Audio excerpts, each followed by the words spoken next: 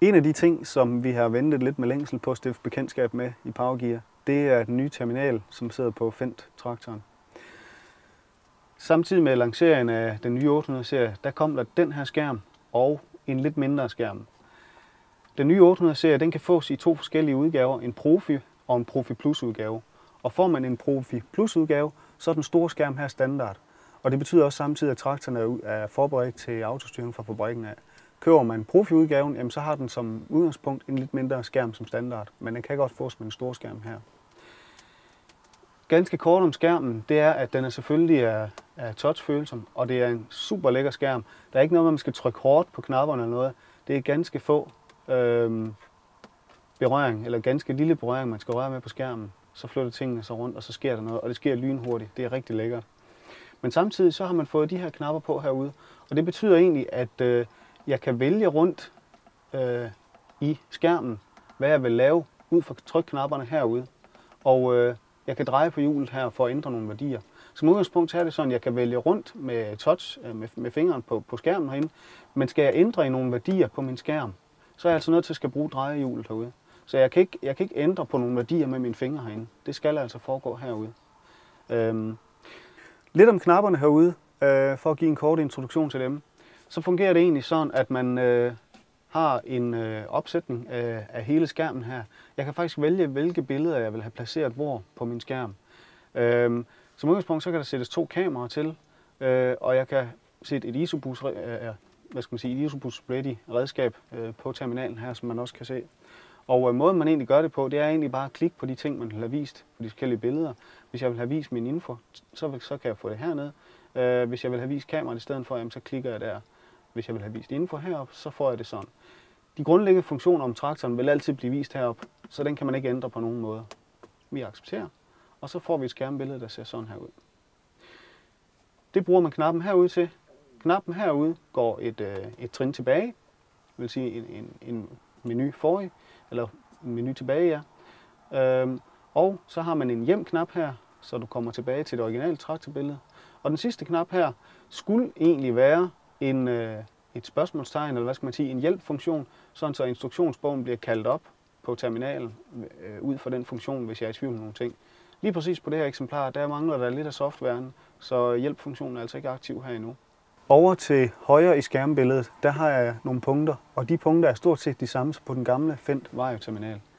Det vil sige, at de ligger herover, hvor det på den gamle terminal var der trykknapper herude. Jamen så har vi egentlig bare nogle trykknapper herinde. Her har jeg for eksempel min frontlift. Jeg har min lift i bag, og på liften i bag, der kan jeg styre, hvor langt jeg skal hæve liften op, hvor langt jeg skal sænke den, hvor hurtigt jeg skal sænke den, hvor hurtigt jeg skal hæve op osv.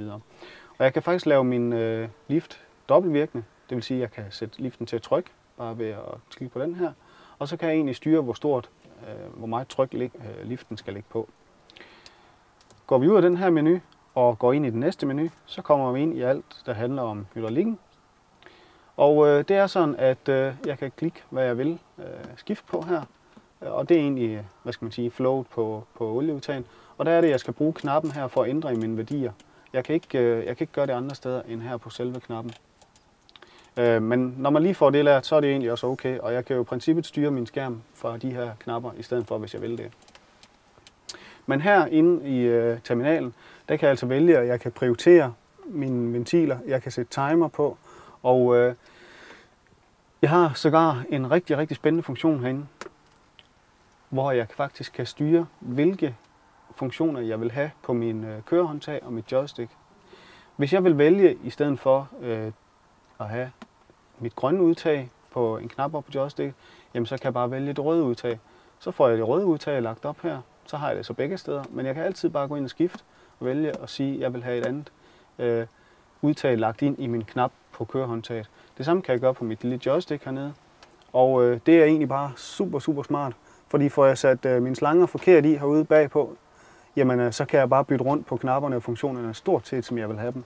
Det samme gælder for et liften, som jeg også kan lægge ind. Så det er en super god funktion. Det er også inde under hydraulik. Jeg har en rigtig god lille detalje. Selvfølgelig så er traktoren udstyret med 2 knapper ude på bagskærmen til et eksternt olieudtag. Men det er ikke bare sådan, at det er fastlagt fra fabrikken, hvad det er for et olieudtag, jeg styrer. Det kan jeg også vælge herinde på terminalen. Det ligger hernede i bunden, og som udgangspunkt, så er det grønne udtag, jeg styrer. Men vil jeg vælge at styre noget andet fra kontakten herude, jamen så kan jeg egentlig bare klikke på en af de andre udtag. Jeg kan også vælge at låse den, så jeg ikke styrer noget som helst udtag. Det er en rigtig god detalje. Det er sådan nogle af de der små ting, der tæller i hverdagen, kan man sige, at man har muligheden for at ændre på tingene. Mange af funktionerne på den nye skærm her er som sagt mere eller mindre hentet direkte fra den gamle Vario-terminal. I kender sikkert TMS-funktionen og de ting, man kan lægge ind her. Men det, der faktisk er ændret på den nye, det er den her autofunktion til, hvor mange motoromdrejninger, som motoren må tabe. Førhen der var det sådan, at den altid stod på et eller andet antal procent, og så kunne man skrue op og ned, alt efter hvor mange omdrejninger motoren må tabe, inden den begyndte at udveksle eller ændre udvekslingen i transmissionen. Det er lavet om med den her autoknap, og det betyder egentlig, at traktoren selv finder ud af, hvor meget motoren må tabe. Det gør den på den måde, at hvis jeg for eksempel kører i hastighedsområde 1 i gearvalget, jamen så ved den automatisk, okay, så er jeg i marken. Så må jeg måske ikke tabe så mange omdrejninger på motoren, inden jeg begynder at ændre udvekslingen. Men kører jeg for eksempel i gearområde 2, jamen så er det klart, så regner traktoren med, at jeg kører på landevejen, og så må jeg gerne tage nogle flere omdrejninger. På samme måde måler den, når jeg kobler PTO'en til, og ja, så er det klart, så skal jeg ikke tage ret mange omdrejninger på motoren. Det er en ny funktion på 800-serien, som vi måske nok kommer til at se på de andre modeller også. Hvis man får traktoren her med den lille skærm i, så går skærmen hertil, men det er de samme funktioner, som bliver vist herovre. Det her skærmbillede herover er ting, hvor man kan ændre på tingene. Det vil sige, hvis jeg trykker på nogle ting, så reagerer skærmen. Herovre til venstre, det er ene og alene info eller informationer. Hvis jeg vil have informationer omkring mit brændstofforbrug, eller informationer om for eksempel min forhermetik, hvis den er lagt ind, jamen så kan jeg se det her, men jeg kan altså ikke gøre noget som helst ved det. Det er ene og alene bare informationer. Hvis jeg skal over og ændre nogle ting, jamen så skal jeg altså over i højre side af skærmen herovre og klikke ind på tingene. Det skal man lige være opmærksom på. Og jeg har jo som sagt den mulighed, at jeg kan flytte rundt på, hvor jeg vil have vist mine informationer hen. Hvis jeg klikker en gang på tasten her, jamen så kan jeg jo sige, jamen jeg har måske lige pludselig koblet et Isobus redskab på. Den vil jeg have vist heroppe. Så kan jeg jo altså vælge at få vist mine informationer hernede i stedet for. Vi accepterer, og så har jeg pludselig en skærm til mit Isobus redskab, og så har jeg vist mine informationer hernede. Og det fungerer ganske enkelt skide godt.